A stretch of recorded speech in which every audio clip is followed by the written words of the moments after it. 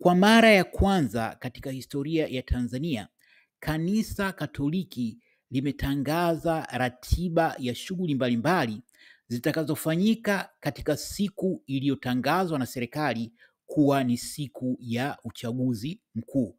Kwamba katika miaka yote, katika chaguzi zote zilizowahi kufanyika nchini Tanzania, hakujawahi kutokea mgongano wa ratiba kama ambavyo imetokea hivi sasa. Sasa makala hii inakuelezea kiundani kuhusiana na hiyo ratiba iliyotangazwa na Kanisa Katoliki, lakini pia inachambua athari zitakazojitokeza. Lakini licha ya tukio hilo, makala hii pia itagusia kwa kifupi tukio jingine linalohusiana na Kanisa Katoliki, lakini hii ni kutokea jimbo la Mafinga, ambapo hivi karibuni wengi wenu mtakuwa mnafahamu kuwa iliripotiwa kuwa padri mmoja alikuwa ametekwa huko Mbinga, huko Mafinga, samahani. Lakini jeshi la polisi likaja kukanusha taarifa hizo, likidai kuwa padri huyu hakuwa ametekwa bali alikuwa amejiteka yeye mwenyewe, na kwamba sababu iliyopelekea kujiteka ni kwamba alikuwa ameelemewa na madeni. Kwa hiyo makala hii inafahamisha kuhusu maendeleo mapya kuhusiana na swala hilo, na maendeleo mapya yenye uzito mkubwa. Kwa hiyo kabla ya kuingia kuhusu hilo la huko jimboni Mafinga, tuanze na hili tamko lililotolewa na Kanisa Katoliki kuhusu ratiba itakayoangukia siku ya uchaguzi mkuu. Kwa hiyo imeelezwa kwamba katika taarifa ambazo zimesambaa zaidi jana, japo taarifa rasmi ilitoka tarehe 21 ya mwezi huu wa 9, kwamba jimbo kuu la Katoliki jijini Dar es Salaam, yani jimbo kuu la Kanisa Katoliki la Dar es Salaam, limeandaa warsha itakayofanyika katika viwanja vya Kristo Mfalme huko Tabata kuanzia saa 2 asubuhi siku ya tarehe 29 Oktoba mwaka huu 2025. Sasa siku hiyo ni siku ambayo kunafanyika uchaguzi mkuu. Kwa hiyo huhitaji kuwa na uelewa mkubwa kuelewa kwamba hii ni kama mbinu tu iliyotumiwa na kanisa kuwataka waumini wake wa jimbo la Dar kutokwenda kwenye upigaji kura, bali waende kwenye shughuli ya kiroho. Kama inavyofahamika kwamba kunapotokea uchaguzi kati ya swala la kisiasa na swala la kiroho, waumini wanatarajiwa kutupia jicho swala la kiroho kuliko swala la kisiasa. Lakini ili pengine kuelewa muktadha wa swala hili, ni muhimu kuangalia angalau matukio mawili ya msingi yaliyojiri hivi karibuni, na moja ambalo limejiri kitambo. Matukio mawili ya hivi karibuni ni pamoja na tamko zito lililotolewa na rais wa Baraza la Maaskofu Katoliki Tanzania TEC, Askofu Dr. Wolfgang Pisa, ambaye majuzi alieleza bayana kwamba uchaguzi uliofanyika mwaka 2019, uchaguzi wa serikali za vijiji, vitongoji na mitaa, ulikuwa sio huru na haki.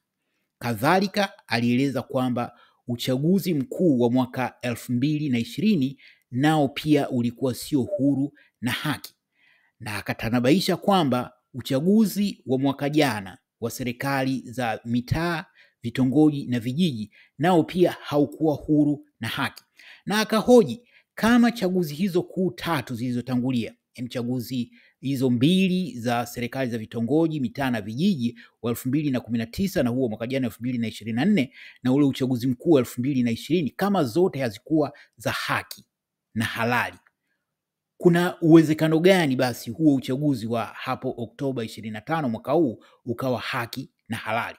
Kwa hiyo msimamo wa kanisa, japo haukuwa moja kwa moja kuwataka waumini kutohudhuria au kutoshiriki katika upigaji kura, lakini umeshatengeneza mazingira ya kimsingi kwamba kama chaguzi zilizopita hazikuwa huru na haki, basi kuna kila dalili kwamba uchaguzi huu wa mwaka 2025 pia utakuwa na changamoto hizo. Na Askofu Pisa alienda mbali zaidi na kueleza kwamba kwa mfano katika uchaguzi wa serikali za vitongoji, vijiji na mitaa wa mwaka jana 2024, kulikuwa na idadi kubwa ya watu walioandikishwa kupiga kura, lakini walikuwa watu hao ni marehemu, na hakujawahi kutolewa tamko lolote na mamlaka husika kueleza kwamba hao marehemu ilikuwaje wakaandikishwa katika madaftari ya kupiga kura. Lakini kibaya zaidi, alieleza kwamba watu walioshiriki kuharibu michakato ya chaguzi hizo wa 2019, 2020 na 2024 ndio hao watakaoendesha uchaguzi wa mwaka huu 2025. Kwa hiyo kwa lugha nyingine alikuwa anaeleza kwamba uchaguzi ujao huu wa tarehe 29 mwezi wa 10 hauna uhalali, kwa sababu hautakuwa na haki wala hautakuwa huru, kwa sababu watu wale walioharibu kwa nyuma ndio hao watakao wanaosimamia huu uchaguzi wa mwaka huu.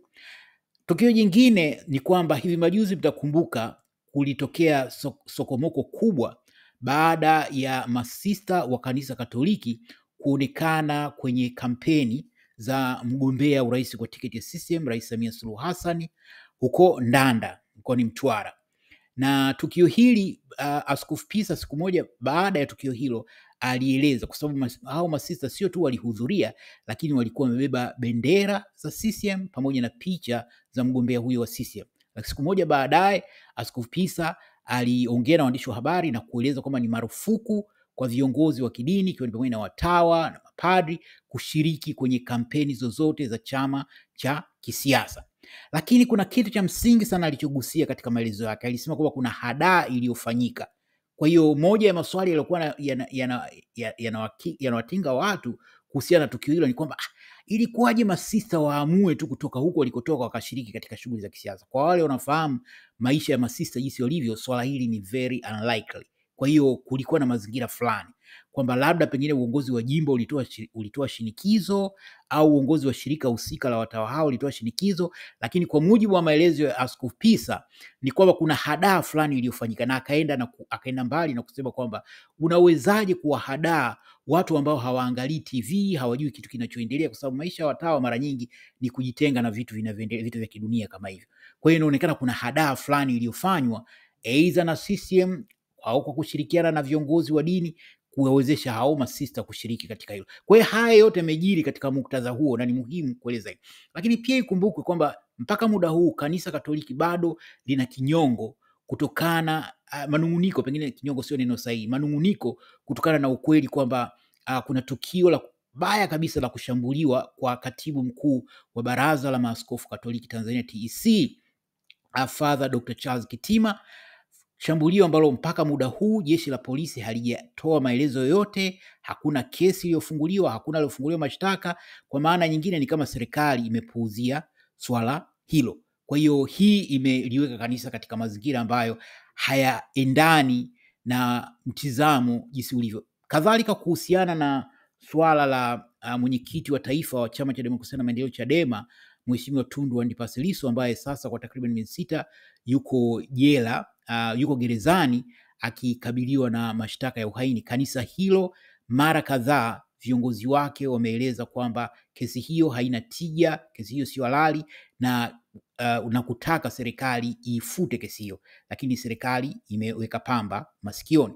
Kwa hiyo hili tangazo la tarehe 29 linaibua mtafaruku mpya, kwa sababu kwa upande mmoja, japo lililotangazwa mpaka sasa hivi ni jimbo la Dar es Salaam peke yake, jimbo kuu la Dar es Salaam peke yake, lakini kuna uwezekano mkubwa kwamba hata majimbo mengine nayo yatatoa mwongozo kama huo. Kwa sababu gani? Kwa sababu sio rahisi kanisa Katoliki likaamua kuwanyima fursa waumini wake wa jimbo kuu la Dar kutoshiriki uchaguzi au kushiriki hiyo shughuli ya kiroho katika siku ya uchaguzi, lakini kawaacha waumini wa majimbo mengine waendelee na ratiba zao. Yayumkinika kuhisi kwamba huenda shughuli hii ikawa ni kwa majimbo yote ya kanisa Katoliki, na hiyo itakuwa ni swala zito sana. Hili tu ambalo linahusu jimbo la Dar es Salaam ni swala zito. Nadhani siku chache zijazo tutarajie kusikia mengi kuhusiana na swala hili. Sasa wakati hayo yakijiri, kuna tukio jingine ambalo linahusiana na hivi karibuni mlisikia kuwa kuna padri anaitwa Jordan Kibiki. Huyu ni padri wa jimbo Katoliki la Mafinga. Huyu aliripotiwa kuwa ametekwa, lakini baadaye jeshi la polisi likaja na taarifa kudai kwamba huyu padri hakuwa ametekwa, bali alikuwa amejiteka, na kwamba sababu ya kujiteka ni kwamba alikuwa anakimbia madeni.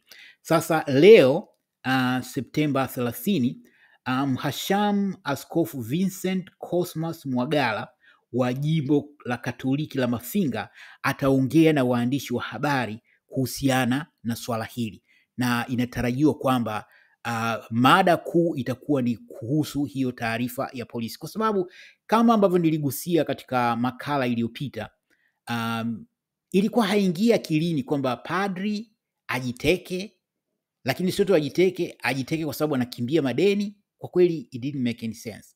Lakini ukweli pia kwamba taarifa hiyo kutolewa na jeshi la polisi ambalo limekuwa na mlolongo wa lawama kuhusiana na kesi za utekaji, aidha zinapuuzia kuhusu masuala ya utekaji, au hata wanapotoa maelezo yenyewe yanakuwa sio ya uzito na hawafuatilii kwa undani kuzuia. Kwa hiyo kwa jeshi la polisi kurupuka na kudai kwamba huyu padri alikuwa amejiteka yeye mwenyewe na amejiteka kwa sababu na madeni, kwa kweli ilikuwa haingia akilini. Kwa hiyo leo askofu wa jimbo hilo la Mafinga, Askofu Vincent Mwagala ataongea na waandishi wa habari. Jasusi TV itakuletea uchambuzi zaidi kuhusiana na hilo. Je, una maoni gani kuhusiana na haya matukio mawili? Karibu toe maoni hapo chini kwenye comment. Asanteni na kwaherini.